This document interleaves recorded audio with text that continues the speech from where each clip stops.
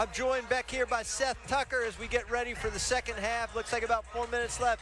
Seth, what a better way to have a halftime show with just more football, right? That's exactly what I was thinking. Yeah, when I go to football games, my grandfather used to always say that the best halftime show would be just let the B teams scrimmage each other during that the would halftime. be pretty sweet. It's one thing, took me a long time to get an appreciation for the long marching band halftimes. Hey, you had a great article in Strike Mode magazine, and you talked about the history between the Jacksonville Sharks and the Carolina Cobras. Yeah, so I just recapped each week that we had faced them, starting from the inaugural game in week 1 when the Cobras barely lost by 3, and then the Cobras won the next 2 they came out in the second half and really dominated them. But this one's been dominant from start to half so far. And as you covered a lot of these games, are there some turning point moments that you noticed in keeping track of the game today? There haven't been. The energy here has been really good tonight. It doesn't seem like there's that many more people here than usual, but I think the crowd is really getting into it, and it's getting in the other team's head, in the Jacksonville's. Yeah, and it makes you wonder about that game where Jacksonville went up to Maine. If they had beaten Maine, they would have been able to host this game against Carolina. Yeah. So such a big break to be able to host this one in Greensboro. Exactly. Yeah. I know.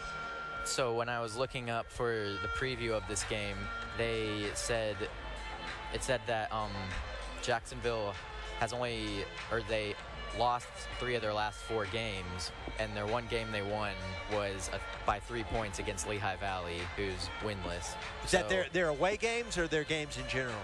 Their away games. So I knew they would have a tough time coming in here tonight, picking up away. So yeah, they haven't had a decent away win in a long time. Yeah, I noticed penalties have been a part of the early stages of this game, kept some drives moving along for Carolina. Especially on that first drive, they had 4 penalties. One of them they declined, obviously, because we had the touchdown, but the defense really needs to step it up and play cleaner if they want to try to get back in this thing. Yeah, so talk a little bit about some of the other stuff you've been working on. I'm trying to... I haven't talked to any of my bosses about this yet, but I'd like to start a NAL talk show of some sorts, more about the Cobras, but a lot about transactions and injuries and just different stuff that's gone on during the week. It would be like once a week, so hopefully I can get that going. Yeah, it's a great idea. There's so many great media products. We've got a lot of the people that are watching tonight on YouTube Live or super fans of the NAL. There's a lot of great, we'll plug them later. We have Jose coming up later, and we're going to plug some of the places that you can go to find National Arena League information and interviews, and that would be a pretty cool thing for you to do. Yeah, there's not a lot of information out there about what the players are doing. Like, I didn't know until tonight, Dwayne Beckford, because he got released from the Cobras, he was playing for Jacksonville tonight. I didn't realize that until I saw him warming up. I was like, oh, geez, he's here. Yeah, we got word he was just, I believe, signed this week. Okay, yeah. So a lot of times you'll find that particularly when you're going back to play, number one, it's extra motivation for Beckford, but he also has a good feel of strategies that would be effective in taking on the Cobras. Yeah, I'm sure he has lots of experience against the Cobras offensive line, but I haven't seen him playing too terrible much or making any noise tonight. So what's next for you? Now, Seth Tucker, as we mentioned, he writes for Strike Mode magazine, but what's now? The school's starting back up. You got any projects coming up writing-wise?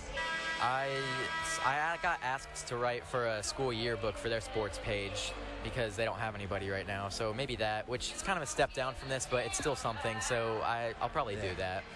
Like I say, it's a fantastic thing to have all of those publications as a high school student. I know you're going to go on and do great things. Yeah, thank you. Thanks, and keep us posted if you hear anything in the second half, if you have any news for us. All right, thank you. All right, thank you, Seth.